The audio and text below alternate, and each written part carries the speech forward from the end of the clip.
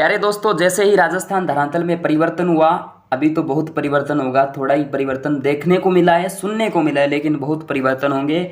जैसा कि आप स्क्रीन पे देख पा रहे हो कि प्रदेश में 5 जिलों से लगेगा पाकिस्तान बॉर्डर। ये तो सिंपल बात है, आप समझ चुके हैं, क्योंकि अनूपगढ़ इसके अंदर शामिल कर लिया जाएगा। और दोस्तों, एक और बात, खास बात, जयसमंद झील जो कि उदयपुर की हुआ करती थी, अब वो सलूम्बर के अंदर आ चुकी है। बहुत सी चीज़ें बदली जाएगी दोस्तों। नागौर से छिन गई खारी झीलें का ताज पंचपदरा, अब बाड़मेर की जगह बालोतरा में। हो, क्या बात कही है। मतलब क्या क्या पढ़ना पड़ेगा दोस्तों, यहाँ से आपको बता देता हूँ बहुत सी चीज़ें। प्रदेश में सोमवार को 19 नए जिलों की स्थापना होने जा रही है, यानी आज की बात है। जिलों की संख्या 33 से बढ़ाकर 50 हो गई है।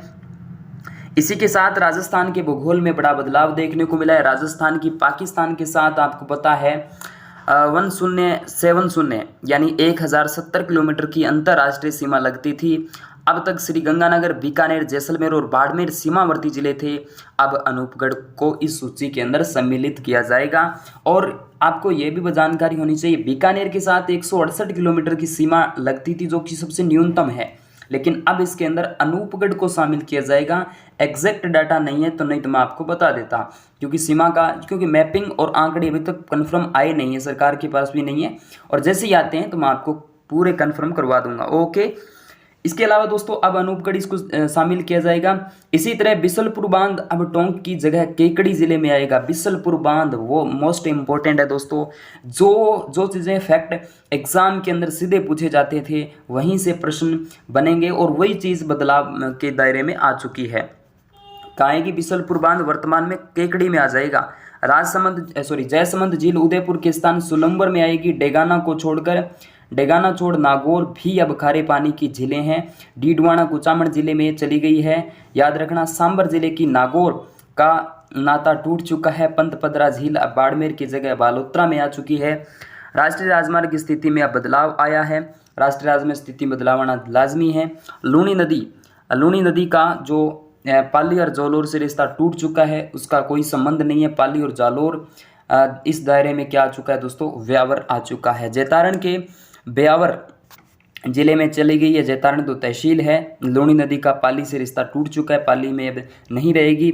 घग्गर अब श्री गंगानगर हनुमानगढ़ के साथ अनूपगढ़ में बहेगी। सिक्कर से निकलने वाली कांतली नदी का बहाव क्षेत्र सिक्कर व झुंझुनू के अलावा अब हो जाएगा नीमका थाना जिले के अंदर।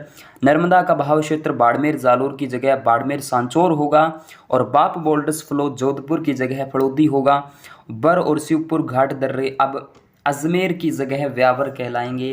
कितनी अच्छी बातें मैं आपके लिए कवर कर रहा हूँ। याद रखना दोस्तों, यहाँ से आपको ये भी जानकारी होनी चाहिए, मत्स्य संघ जो हुआ करता था, अब 6 जिले जयपुर अजमेर सबसे बड़े संभाग हो जाएंगे। ठीक है। 3 जिले चित्तौड़गढ़, राजसमंद, भीलवाड़ा को मध्य विभक्त होंगे। मत्स्य संघ की सूची के अंदर 4 की जगह अब हो जाएंगे 6। कोटपुतली और डीग बीच में जुड़ जाएंगे, सामान्य बात है। पहले जोधपुर उदयपुर संभाग में 6 जिले हुआ करती थी, अब यहाँ पर 7 पाली संभाग आपकी बता दूं जोधपुर से टूटकर अलग हो जाता है। सीमाओं के अंदर मेनली बदलाव की बात अगर करें यहाँ से, तो बता दूं हरियाणा के साथ अब सिक्कर व जयपुर की सीमा नहीं लगेगी। किसकी नहीं लगेगी? सिक्कर जो है ना, सिक्कर की नहीं लगी, मोस्ट इंपॉर्टेंट है। और जयपुर की, इन दोनों की पहले लगती थी, लेकिन अब ये नहीं लगने वाली है। याद रखना, पहले भरतपुर हरियाणा उत्तर प्रदेश से भी लगाता था, अब डीग लगाएगा, भरतपुर नहीं लगाएंगे। पहले जालोर गुजरात से लगाता था, अब सांचौर लगाएगा। क्योंकि दोस्तों आपको बता दूं, जो विद्यार्थी रिलेट करके पढ़ता है ना, उसमें कहीं दिक्कत नहीं आने वाली। थोड़ा सा डाटा और आपके लिए क्लियर कर देता हूं कि अंतर्राज्यीय सीमा वाले जिलों की संख्या 23 से बढ़ाकर 25 हो जाएगी। अंतर्वर्ती जिले जो है वो 8 की जगह अब हो जाएंगे 22। बड़ा बदलाव यहाँ से देखने को मिलता है ना। अच्छी ट्रिक हमने बनाई थी, लेकिन वो ट्रिक अब बेकार हो चुकी है। अब एक नई अपडेट के साथ नई ट्रिक बनेगी। कोई बात नहीं दोस्तों, चिंता मत करिएगा, ये काम भी मेरे हवाले छोड़ दीजिएगा। नए जिले बनने से प्रदेश में भूगोल में बड़ा बदलाव आया है। राजस्व विभाग की ओर से नक्शा जारी करने में स्थिति और अधिक स्पष्ट हो सकेगी। ये बात भूगोल विशेषज्ञ डॉक्टर भैरव सिंह राठौड़ के द्वारा कही गई है।